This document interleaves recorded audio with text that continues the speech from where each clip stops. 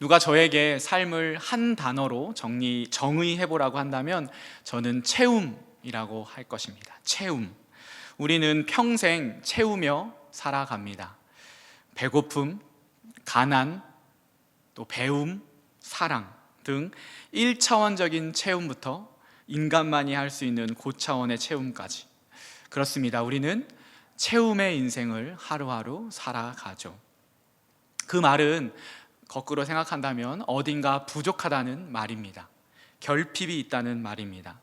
가장 필수적인 의식주가 해결되지 않으면 그에 대한 결핍이 생기고, 우리가 흔히 요새 많이 사용하는 애정 결핍도 마찬가지인 것 같아요.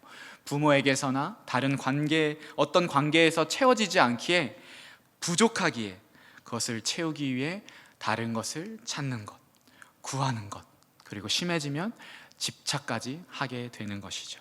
그것이 돈이 될 수도 있고, 명예가 될 수도 있고, 또 쾌락이 될 수도 있고, 학력이 될 수도 있습니다. 또 인정이 될 수도 있고요. 그 부족함을 채우기 위해 다시 한번 말씀드리지만 우리는 채움의 인생을 하루하루 살아갑니다. 여기 오늘 읽은 본문의 주인공 야곱이 바로 그 결핍의 사람이었습니다. 결핍 인생의 대명사라고 할까나요? 평생 자신의 결핍과 컴플렉스를 극복하기 위해 살아가는 사람, 그 사람이 바로 야곱이었습니다. 오늘 이 설교를 통해 야곱의 결핍은 무엇이었고, 그 결핍을 어떻게 극복하는지, 무엇으로 그것을 채우려고 하는지 함께 살펴보기를 원합니다. 그래서 결국에는 결핍이 은혜라고 고백하는 그 야곱의 인생을 우리가 함께 보며, 우리 역시 여러분과 저에게도 있는 그 결핍의 그 시간 가운데, 그 모습 가운데 하나님 은혜입니다 고백하는 저와 여러분 되기를 소망합니다. 결핍이 은혜가 되는 인생, 첫 번째는 축복에 목매는 사람입니다. 같이 한번 읽어볼까요? 시작. 축복에 목매는 사람. 목매다라는 국어사전의 정의를 찾아보니까 첫 번째로 이런 뜻이에요. 잘 아시는, 죽거나 죽이려고 끈이나 줄 같은 것으로 높은 곳에 목을 걸어 매달다. 이건 아주 우리가 알고 있는 표현이고, 두 번째로는 이런 표현이 있죠. 어떤 일이나 사람에게 전적으로 의지하다. 그렇습니다. 우리 목매다가 사실은 호감 가는 단어는 아니지만, 이 표현이 아니고는 야곱의 인생을 다른 단어로 표현할 수 없기에 우리가 목매다라는 그런 사람, 목매는 사람이라고 표현했는데요. 여러분 이해해주고 저의 그 의도를 알아주고 함께 말씀을 보기 원합니다. 축복에 목매는 사람. 야곱의 인생을 한번 보면 좋겠습니다. 야곱의 인생을 간략하게 설명하자면 그에게는 쌍둥이 형이 있었습니다. 그의 이름은 무엇이죠? 에서. 맞습니다. 에서. 이 유교 베이스의 대한민국 사회도 이제는 그 장자의 권리가 거의 없어졌지만, 고대 사회, 특별히 이 창세기의 배경인 이 시대에는 장남의 권한이 100%인 시대였습니다. 아버지의 유산이 100% 장자에게 유산되는, 상속되는 그런 시대였죠. 그리고 생각해 보십시오. 그 시대 속에 살아가는 야곱의 죄라면 딱 하나입니다. 죄라고 한다면 형보다 몇 분 늦게 태어난 죄. 그런데 모든 관심과 사랑이 내가 아닌 같은 날 태어난 나의 형, 그 쌍둥이 형에게 집중되는 어린 시절을 보내며, 또 그 문화와 그 사회를 살아가며 그에게 결핍은 당연히 따라오는 것이었습니다. 그렇기에 그에게 소원은 단 하나였습니다. 소원이라고 하면 그렇지만 바램도 소원이죠. 형 에서가 비명행사하거나 장자의 권한을 포기하거나, 그런 생각을 하지 않았을까요? 평생 그 결핍 가운데 살았으니까. 그런데 형 에서를 야곱이 죽일 수 없었습니다. 물론 자기 형이니까 죽일 수도 없었겠지만, 성경의 기록에 따르면 에서는 힘이 센 사람이었습니다. 사냥꾼이었는데요, 오늘날로 말하면 UFC 선수 같은 이 사람이었을 거예요. 반대로 야곱은요, 집돌이였습니다. 집돌이. 그래서 조용하고 차분한 사람이었기에 자기의 힘으로는 절대로 형을 어떻게 할 수 없는 그런 노릇이었죠. 그렇기 때문에 그가 할 수 있는 것은 기회를 노려서 형이 가지고 있는 그 장자의 권한을 내가 빼앗아 오는 것, 가지고 오는 것밖에 없었습니다. 그것이 무슨 사건일까요? 뭐 하나로 장자의 권한을 빼앗죠? 팥죽 하나로, 팥죽 하나로 에서의 장자의 권한을 뺏는 것이 창세기에 나오잖아요. 장자의 권한을 그래서 이 야곱이 에서에게 받았습니다. 그런데 그것은 사실은 형제 둘만의 이야기였어요. 아버지 이삭에게는 사실 씨알도 안 먹히는 말이었죠. 그래서 이 야곱은 한 번 더 모험을 강행합니다. 이제는 누구를 속이냐? 아버지를 속이려고 합니다. 27장에 나오는 이야기인데 여러분 천천히 한번 다시 한번 읽어보세요. 아주 살떨리는 이야기인데요. 이삭이 보양식을 먹고 이제 장남인 에서를 축복하려고 에서를 부릅니다. 그래서 네가 가서 사냥해서 좋은 별미를 가져와라. 내가 그것을 먹고 힘을 내어서 너를 복주겠다. 그 이야기를 이제 아내인 리브가가 듣고 자기의 둘째 아들인 야곱에게 말하죠. 네가 그 복을 받을래? 하고 야곱이 집에 있는 양을 잡아가지고 별미를 만들어서 아버지에게 가서 그걸 먹고, 근데 아버지가 왜 못 알아듣겠어요? 이거는 에서의 음성이 아니라 야곱의 음성일 거 아니에요. 그래서 네가 정말 에서가 맞니? 야곱이 이렇게 얘기했죠. 네 아버지, 제가 에서입니다. 에서는 털이 많은 사람이었거든요. 이리고 가까이 와라. 그러니까 야곱이 어떻게 했냐?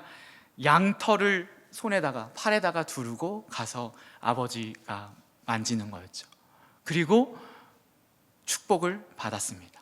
형인 에서가 받아야 할 그 장자의 축복을 야곱이 온전하게 받았던 것이죠.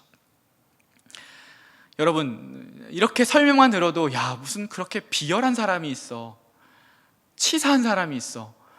또 성경을 읽어보면 굉장히 이거 되게 저급하다라는 생각이 듭니다. 무슨 저런 사람이 있나 할 정도로 간사하고 얄미로운 사람이죠.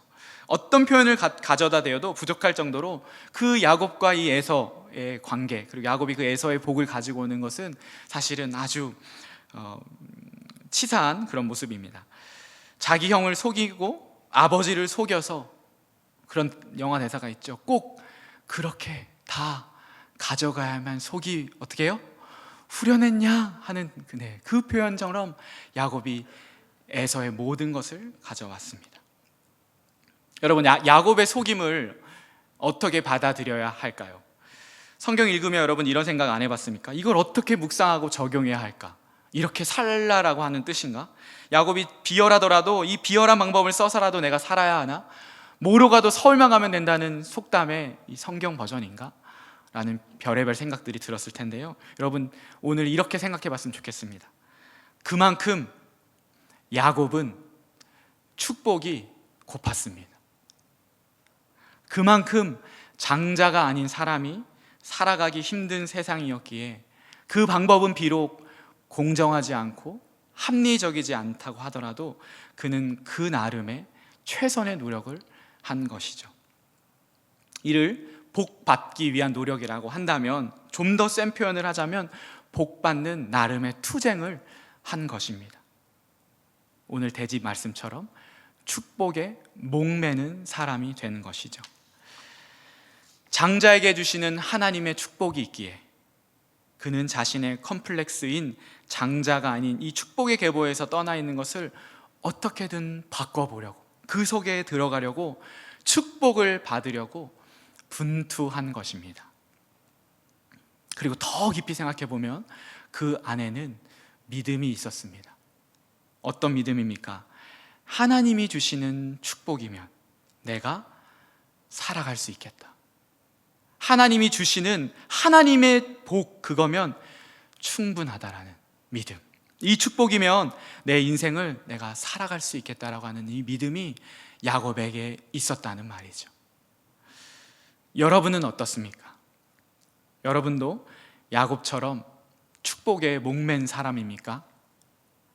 아니면 복을 주시면 감사하고 하나님 복 안 주시면 말고의 그런 인생을 살아가고 있습니까?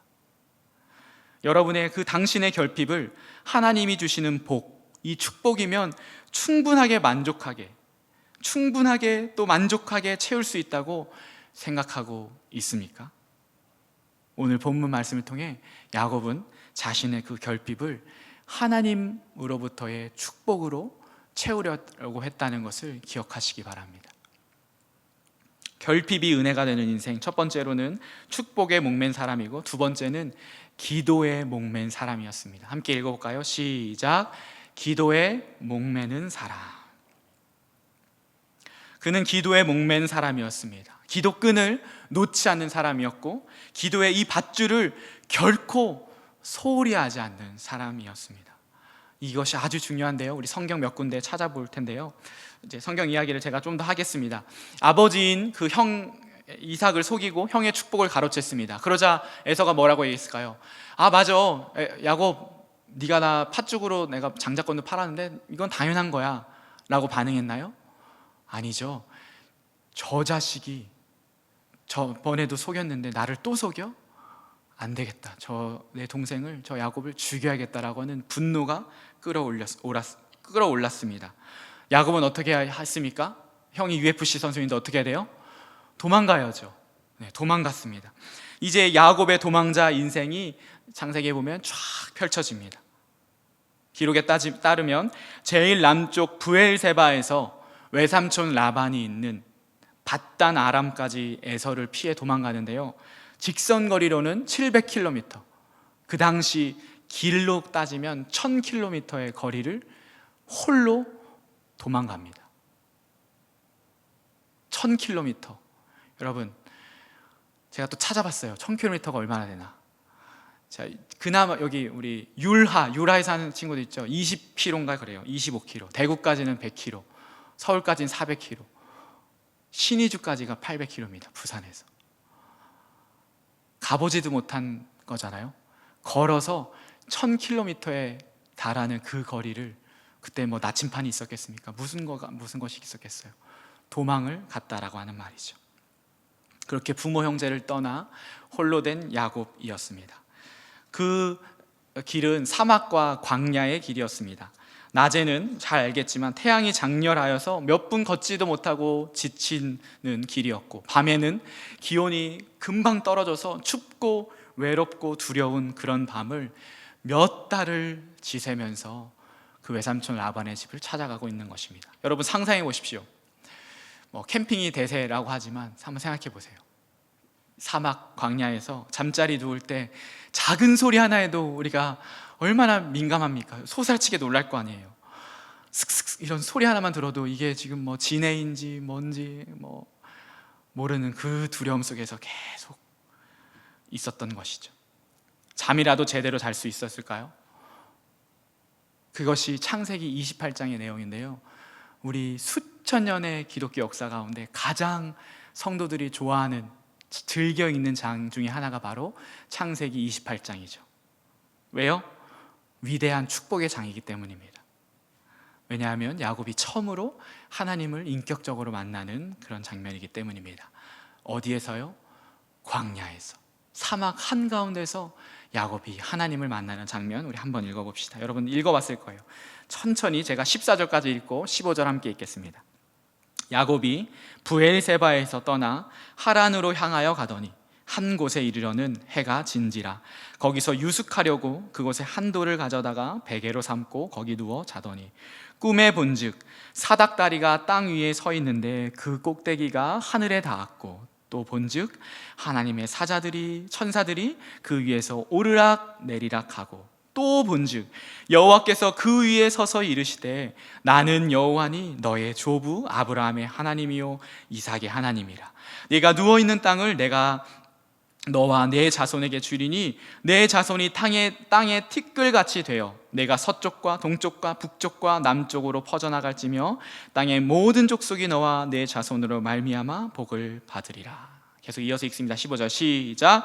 내가 너와 함께 있어 내가 어디로 가든지 너를 지키며 너를 이끌어 이 땅으로 돌아오게 할지라. 내가 내게 허락한 것을 다 이루기까지 너를 떠나지 아니하리라 하신지라. 아멘. 가장 낮아졌을 때, 가장 두려웠을 때, 극도의 결핍 상태였을 때 야곱은 하나님을 만났습니다. 지금 읽어보셨죠? 이 축복은 뭐냐면 창세기 12장에서 할아버지인 아브라함이 하나님께 받은 복과 동일한 복이에요. 복을, 자손을, 땅을 주겠다고 하는 똑같은 복이거든요. 그 하나님을 야곱은 만났기에 고난의 순간이 계속해서 찾아오는 그때에도 그는 하나님을 만나러 어디로 나갔을까요? 기도의 자리로 나아간 것입니다. 기도에 목맨 사람이 된 것입니다. 왜냐하면 그렇게 기도의 자리에 나갈 때마다 그 하나님을, 나를 지켜주신다고 하는 그 하나님을 만나고 경험했기 때문이죠. 또 하나의 예가 있습니다. 그렇게 외삼촌 라반의 집에 가서 또 스토리를 보자면 레아와 라헬이라고 하는 두 아내를 얻고 11명의 또 아들을 얻었습니다. 그리고 이제 거기서 한 14년을 살았죠. 14년을 살고 이제 다시 고향으로 돌아가려고 하는 그때였습니다. 이제 라반에게서 독립을 해야 되는데 야곱은 재산이 하나도 없었어요. 그래서 라반에게 이야기합니다. 외삼촌, 내가 얼룩된 것, 아롱진 것, 또 검은 그런 양들은 내가 키우고 예쁘고 흠없는 흰 양은 외삼촌이 키우십시오라고 하니까 외삼촌이 알겠어 라고 했어요. 그리고 나서 외삼촌이 그 현재 가지고 있는 그 아롱진 것, 또 점박이, 검은 양들을 다 자기 아들들에게 상속을 주어버립니다. 말씀에 보면. 그리고 이제 제로 베이스에서 야곱이 시작하는 거죠. 근데 놀랍게도 흰 양이 새끼 양을 낳는데 무슨 양을 낳아요? 검은 양을 낳고 점박이 양을 낳고 그런 양을 낳는 거예요. 줄무늬 양을 낳고. 그래서 야곱이 그 기적들을 경험하는 장면이거든요. 그래서 야곱이 이제 독립해도 될 만한 충분한 이제 재정이 쌓이고 나니까 드디어 이제 라반에게서 독립을 하려는 것이 31장인데요. 제가 2절 3절 한번 읽어볼게요. 한번 보십시오. 야곱이 라반의 안색을 본즉 자기에게 대하여 전과 같지 아니하더라. 이제 조카 대하는 모습이 달라진 거예요. 야곱이 이제 이 재산이 이제 생겼으니까. 3절 어떻게 했습니까? 여호와께서 하나님께서 야곱에게 이르시되 내 조상의 땅 내 족속에게로 돌아가라. 내가 너와 함께 있으리라 하신지라. 이 독립하려고 하는 그때에도 야곱은 기도의 자리로 나아갔고 하나님을 만났던 것이죠. 그러자 라반이 야곱이 말없이 이제 나아갔거든요. 그러니까 쫓아왔습니다. 쫓아가는 그때에 하나님은 이제 누구에게 나타나냐? 꿈에 외삼촌 라반에게 나타나서 이렇게 말씀하십니다. 29절 하나님이 라반에게 말하는 말입니다. 너를 해할 만한 능력이 내 손에 있으나 너희 아버지의 하나님이 어젯밤에 내게 말씀하시기를 너는 삼과 야곱에게 선악간에 말하지 말라 하셨느니라. 라반이 야곱에게 하나님이 나에게 나타나셔서 너를 해하지 말라라고 하셨어. 그 하나님을 계속해서 경험하는 야곱이었던 것이죠. 조금 더 볼까요? 이제 오늘 본문인 32장 앞부분까지 오면 드디어 다시 이제 밧단 아람 그 하란 땅에서 나의 고향이 야곱의 고향인 이 브엘세바까지 옵니다. 오는 과정도 쉽지 않았지만 더 형이 에서에게 가까이 다가갈수록 더 겁이 나는 거예요. 어떤 겁이 날까요? 형이 다시 아직도 그 분노가 있지는 않을까? 나를 와서 죽이지는 않을까? 라고 하는 그 두려움이 계속 있었던 것이죠. 32장 7절입니다. 보십시오. 야곱이 심히 두렵고 답답하여 자기와 함께한 동행자와 양과 소와 낙타를 두 떼로 나누고, 그룹을 두 개로 나누어서 혹시 형이 우리를 쳐들어오면 이 하나라도 살려야겠다라고 하는 걸로 지금 선발대 후발대를 나눠서 따라가고 있는 거예요. 이렇게 야곱이 두려웠습니다. 그런데 야곱의 모습 한번 보십시오. 그 두렵고 초조했을 그때의 11절입니다. 같이 한번 읽겠습니다. 시작. 내가 주께 간구하오니 내 형의 손에서 에서의 손에서 나를 건져내시옵소서. 그를 두려워함은 그가 와서 나와 내 처자들을 칠까 겁이 나기 때문입니다. 어디로 나아갔습니까? 하나님께 기도의 자리로 나아갔습니다. 그러자 주님이 이렇게 말씀하셨어요. 주께서 말씀하시기를 12절 내가 반드시 너에게 은혜를 베풀어 내 씨로 바다에 셀 수 없는 모래와 같이 많게 하리라 하셨나이다. 야곱은 인생의 고비 때마다 어려운 순간마다 기도의 자리로 나아갔습니다. 기도에 목맨 사람이 되었던 것이죠. 본인의 그 결핍을 기도의 자리로 나아가 하나님으로 채웠던 것입니다. 우리 목장교회 기도 제목을 지금 다 받았습니다. 이제 오늘 아니고 다음 주부터 이제 제대로 시작하려고 하는데요. 이미 시작한 목장교회도 있다고 하더라고요. 너무 감사합니다. 우리 4월 첫 주부터 6월 말까지 3개월 동안 우리 목장교회가 주축이 되어서 매일 시간을 정해서 우리 함께 그 목원들의 기도 제목을 놓고, 내 기도뿐만 아니라 목원들의 기도 제목을 놓고 중보기도 할 텐데, 여러분 이 마음으로 기도했으면 좋겠습니다. 기도에 목맨 사람의 그 심정을 가지고 여러분 기도의 자리로 나아가서 하나님이 나를 통하여서, 하나님이 우리 목장을 통하여서 어떤 하나님이신지 경험하고 그것을 나누고 고백하는 그런 모습들, 그런 목장교회 되기를 축복합니다. 결핍이 된 은혜가 되는 인생은 첫 번째로는 축복에 목맨 사람이고요, 두 번째로는 기도에 목맨 사람이고, 마지막으로는 하나님께 목맨 사람입니다. 읽어볼까요? 시작. 하나님께 목맨 사람. 세 번째 대지이기도 하지만 첫 번째랑 두 번째를 아우르는 또 큰 대지이기도 합니다. 하나님의 축복, 하나님의 기도에 목매는 것이기 때문입니다. 여러분, 그렇습니다. 야곱은 하나님께 목맨 사람이었습니다. 여러분, 이것이 핵심입니다. 이것이 중요합니다. 우리는 오늘 이것을 마음에 심어야 합니다. 야곱은 자신의 결핍과 이 콤플렉스를 다른 누구도, 다른 무엇도 아닌 하나님으로 채우려고 했다고 하는 것이죠. 이제 오늘 본문으로 오는 것인데요, 오늘 본문을 읽어보면 야곱이 형 이 에서를 다시 만나기 위해 준비하는 장면 가운데 엄청난 스트레스를 받았다고 이미 얘기했습니다. 그래서 주님이 이미 말씀하셨음에도 불구하고 아직도 이 겁이 있는 거예요. 밤잠을 이루지 못해가지고 노심초사한 전전긍긍한 장면들을 우리가 보게 됩니다. 그리고 나서 24절입니다.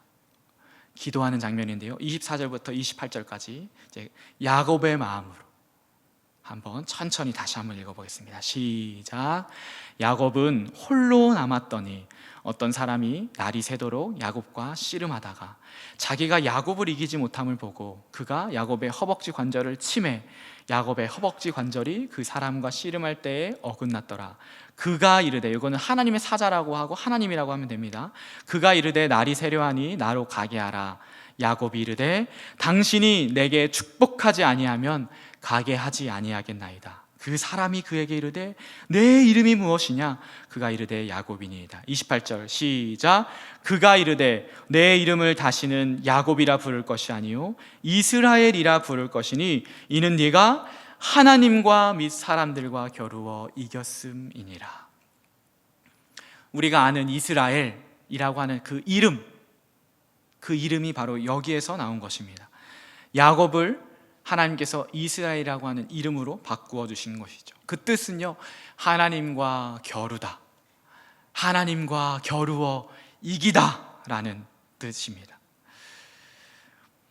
네, 이 말씀을 처음 보면 어떻게 하나님과 싸울 수가 있어 라고 하는 그런 생각을 할 수 있는데, 그것은 사실 잘못되시랑 그렇고 그렇게 해석하지 않아도 됩니다. 왜냐하면 하나님이 인정하셨기 때문이에요. 그래서 그렇게 생각할 것이 아니라 우리는 이 본문을 어떻게 받아들여야 하나, 한 가지 제가 대지로 드렸던 이것입니다.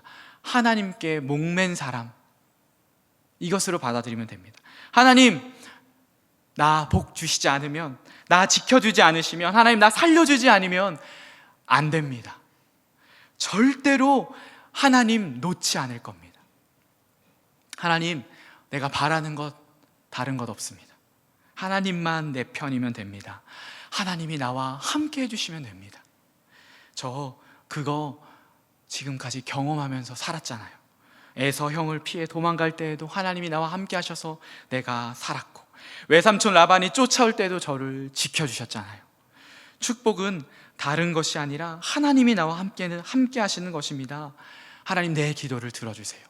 하나님, 하나님께 내가 목매는 사람입니다 라고 하는 것이죠.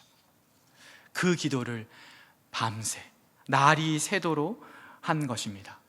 그리고 하나님께 항복을 받았습니다. 하나님이 두 손 두 발을 들고 항복하셨습니다. 25절을 세번역 성경은 이렇게 얘기해요. 들어보십시오. 도저히 야곱을 이길 수 없다는 것을 알고서. 야곱의 기도, 야곱의 그 하나님을 향한 그 목매는 그 심정, 그 마음, 그것이 하나님에게서 항복을 받았습니다. 여러분에게도 저에게도 이런 하나님의 말씀이 있으면 좋겠습니다. 도저히 야곱을 이길 수 없다는 것을 알고서. 당신은 어떻습니까? 우리 모두는 결핍이 있습니다. 결핍의 존재입니다. 다른 사람이 알건 모르건 그건 하나도 중요하지도 않고 신경 쓸 것도 없습니다. 당신만이 아는, 당신과 하나님만이 아는 그 결핍의 문제를 여러분은 어떻게 해결하고 채우고 있습니까? 기도로 해결하고 있습니까? 하나님이 주시는 복이면 충분하다고, 만족하다고 생각하고 있습니까? 하나님께 매달리면 된다, 그렇게 믿고 있습니까? 아니면 세상의 다른 것을 의지하며 그것으로 채우려고 합니까? 사랑, 돈, 게임, 음란, 유흥, 때로는 공부, 성공, 잠, 유튜브, 요새는 유튜브도 너무 하잖아요. 많잖아요. 그 무엇이든 하나님보다 앞서 있고 하나님이 채우셔야 할 자리에 그것이 있다면 당신은 그 결핍이 그것을 채운다고 할지라도 또 다른 결핍이 되어서 먹이사슬처럼 계속 쫓아가는 거예요. 마치 다람쥐 쳇바퀴 돌아가는 것처럼 평생을 그것들을 쫓아다니며 채우려고 할 것입니다. 왜요? 이 결핍은 죄로부터 오기 때문이에요. 우리가 처음 창조되었을 때는 결핍이 없었습니다. 하나님의 형상을 따라 지어받았기 때문에 충분한 풍성한 인생을 살았는데 하나님으로부터 떨어진 그 인생을 우리가 결정했고 그 죄로 인하여서 우리에게는 내가 주인 되어서 살아가는, 그렇지만 내 한계를 너무나 여실히 보기 때문에 이 결핍을 채우기 위해서 우리가 살아가잖아요. 그런데 그 결핍을 하나님의 세계에서 나온 결핍인데, 하나님만 채우실 수 있는 결핍인데 다른 것을 찾는다면 그것이 어떻게 채워질 수가 있겠습니까? 그래서 우리의 결핍은 하나님께 나아가 하나님으로부터 오는 복과 평안과 기쁨과 지혜와 능력으로 충만하게 체험을 받아서 그것을 가지고 세상에 나가 살아가고 공부하고 열심을 다해 최선으로 그렇게 우리의 삶을 살아가는 것입니다. 그럴 때 우리의 고백이 이것입니다. 아, 내 결핍이 은혜이구나. 이 결핍을 통해 하나님을 우리가 만났기 때문에 은혜이구나라는 그런 인생이 되는 것이죠. 야곱, 컴플렉스 덩어리였습니다. 결핍 덩어리로 살아왔고 그의 인생을 보면 어떤 때도 쉽게 넘어간 적이 없는 험난한 인생을 살았습니다. 그런 그가, 그 말씀이 우리에게 주는 메시지, 그의 인생을 통해 하나님은 우리에게 말씀하시는 거죠. 너도 나를 의지해라. 너도 나를 구해라. 너도 나를 찾아라. 그런 인생 되는 여러분 되시기를, 저와 여러분 되기를, 결핍이 은혜가 되는 우리 가야 청년부 되기를 예수 그리스도의 이름으로 축복합니다. 아멘.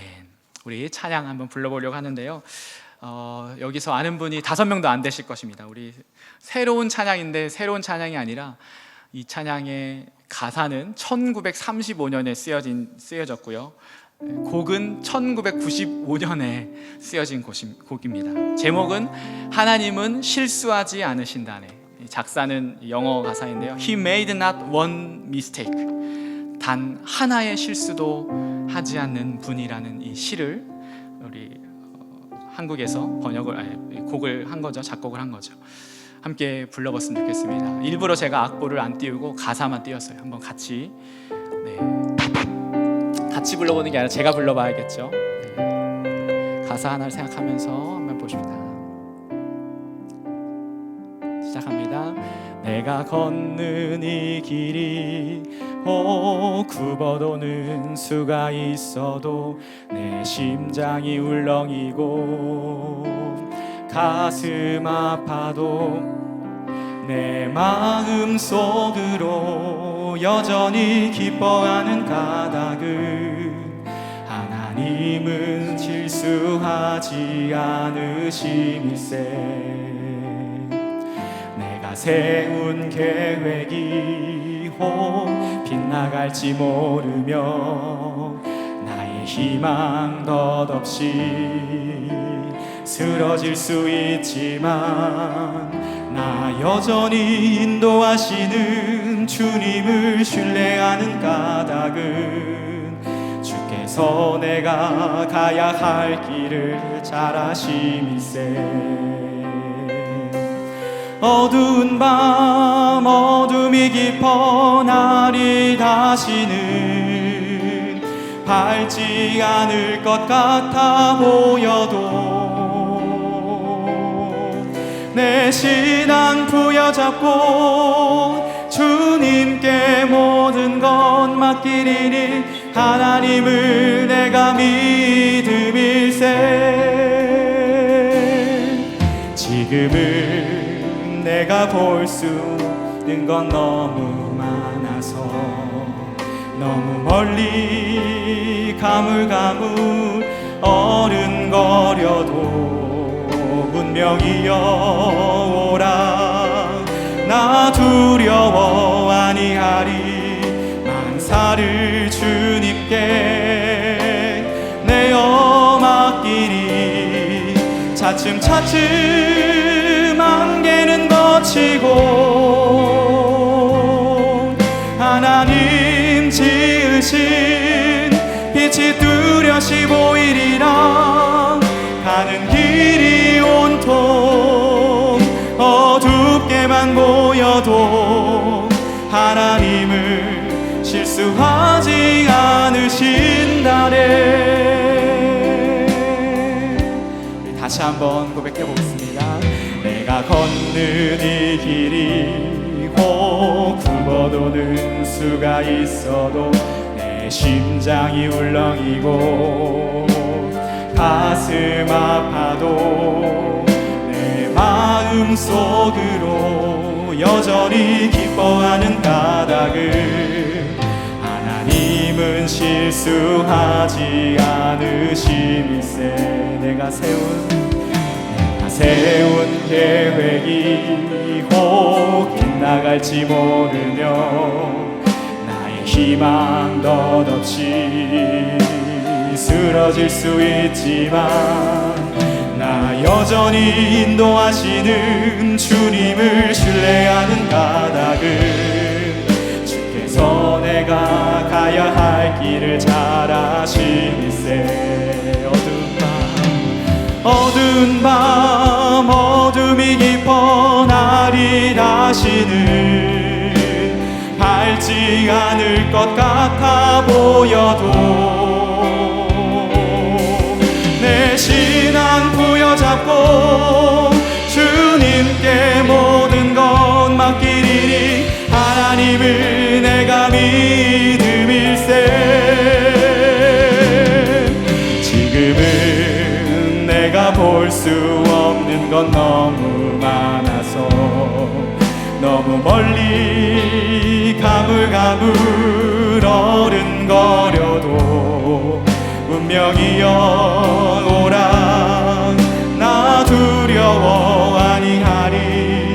만사를 주님께 내어 맡기리. 차츰차츰 안개는 거치고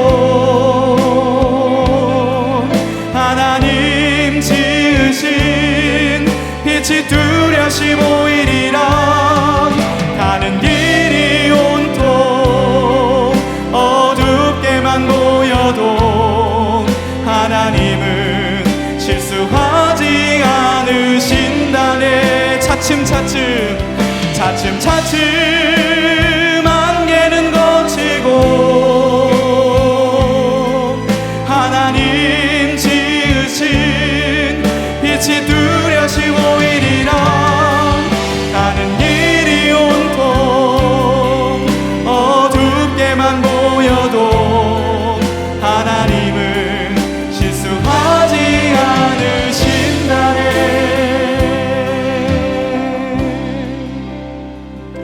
네, 이 찬양을 여러분에게 꼭 불러주고 싶었습니다. 하나님은 실수하지 않으십니다. 함께 기도합시다.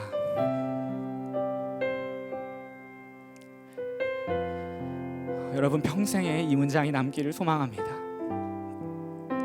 하나님은 실수하지 않으신다네. 어떤 상황과 고난과 어려움과 절망이 온다고 하더라도 우리 이 고백이 내 고백 되게 하려고 함께 기도합시다. 지금 혹시 그런 상황에 있는 지체가 있다면, 내가 생각할 때 도저히 이해되지 않고 감당할 수 없는 그 상황을 지나는 지체가 있다면, 여러분 작은 소리라도 한번 내뱉어 보지 않겠습니까? 하나님은 실수하지 않으신다. 하나님은 결코 실수하지 않으신다. 우리 여러분의 소원을 담아서 함께 기도합시다.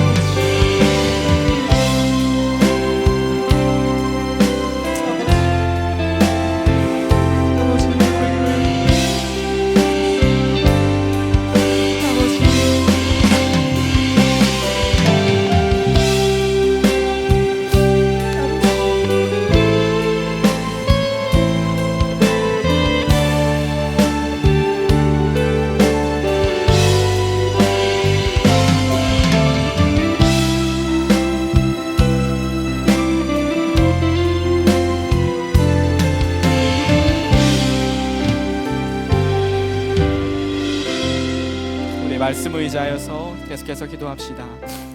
결핍이 은혜가 되는 인생 되게 하여 주시옵소서. 내 결핍으로 인해 남과 비교하고 거기에 좌절하고 자학하고 포기하는 인생이 아니라 그 결핍을 은혜로 바꾸는 내가 되게 하여 주시옵소서.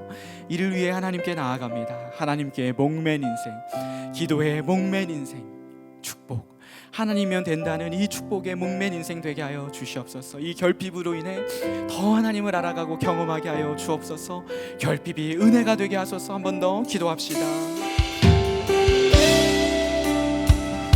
하나님, 그렇습니다. 하나님, 야곱의 인생을 보며 하나님 우리의 신앙을 말씀을 돌아봅니다. 하나님, 그 결핍 가운데 그 구성이 있는 하나님께서 하나님의 축복의 목맨 인생, 기도의 목맨 인생, 하나님께 목맨 인생,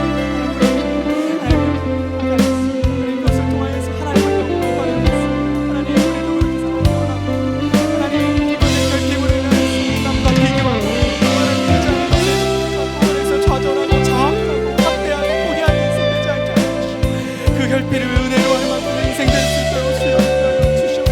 하나님만의 그 믿음, 하나님 그것을 가지고 하나님께 나아가게 해주시옵소서. 하나님께 나아가게 하나님 복 주시며 하나님 설 수 있습니다. 하나님께 내 목맨 인생, 하나님 축복의 목맨 인생 되어서 이 결핍으로 하나님을 더 알아가는 은혜가 있게 하여 주시옵소서. 세상 가운데 승리할 수 있도록 인도하여 주시옵소서. 주여, 주여, 우리 가운데 주시옵소서. 하나님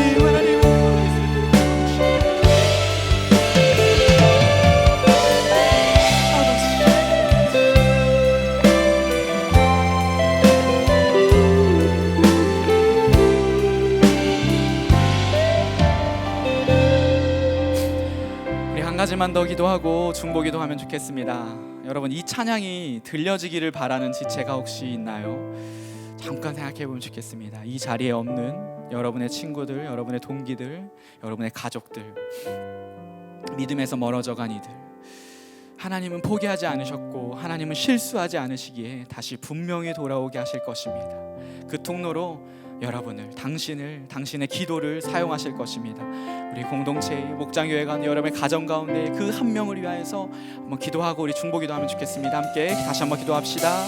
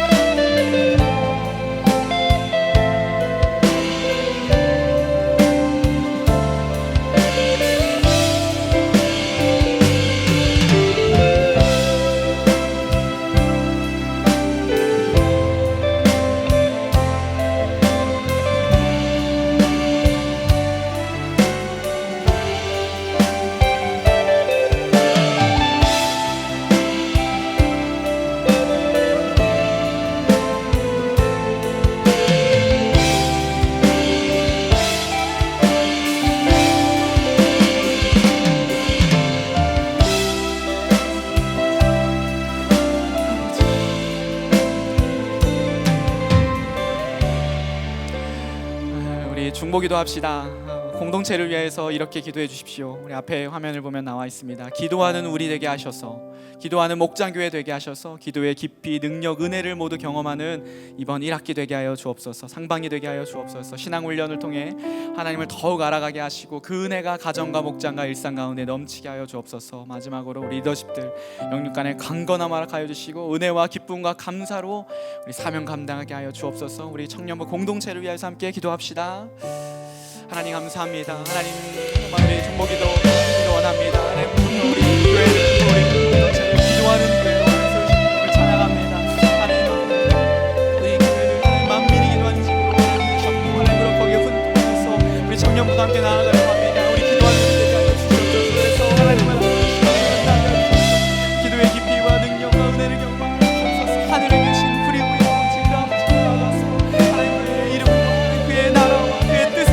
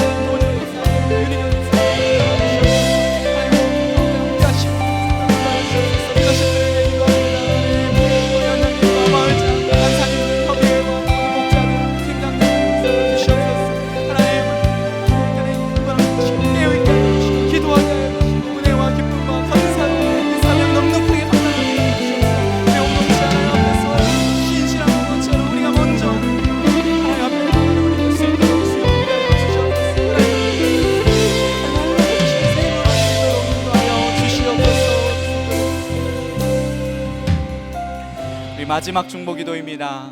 열방과 세계를 위해서 우리가 기도하고 있는데요. 첫 번째로는 코로나로 인하여서 어려움 당한 이들을 불쌍히 여겨달라고 기도합시다. 생업을 잃고 경제적인 또 정신적인 어려움 있는 자들, 육체적인 고통 가운데 있는 자들을 구원하여 주시고 이 나라가 안정되며 회복되게 하여 주옵소서. 두 번째, 새로 선출된 지도자가 하나님을 두려워하고 국민을 사랑하는 지도자 되게 하여 달라고, 분열의 이 나라가 화합의 길을 걷게 해달라고 기도해 주시고, 마지막으로 우크라이나와 러시아와의 전쟁을 주님 멈춰주시고 그 땅을 불쌍히 여겨주시옵소서. 우리 마지막으로 기도하겠습니다. 하나님 우리의 기도의 시선이 하나님 주님의 열방으로 세계와 하나님 나라를 향하여서 코로나로 인해서 우리 지금 세계가 어렵고 또 우리나라도 하나님 오미클론 하지만 하나님 우리 어른들과 또 아이들 경제적으로 정신적으로 어렵고 생업을 잃고 하나님 불쌍히 여기시고 조금씩 통하시고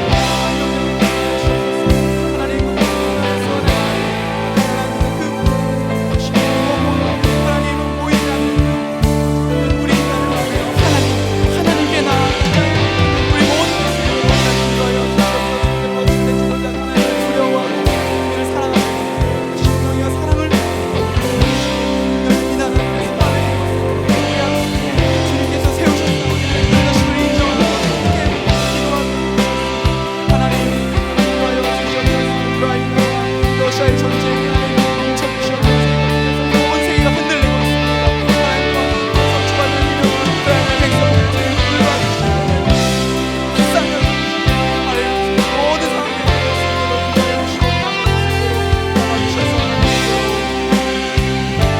함께 고백합니다. 차츰차츰 안개는 걷히고 차츰차츰 안개는 걷히고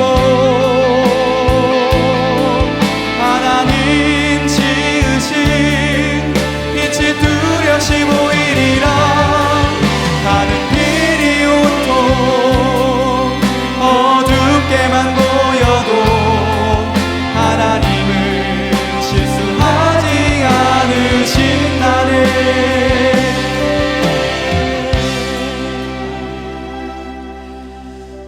하나님, 이 고백이 우리의 고백입니다.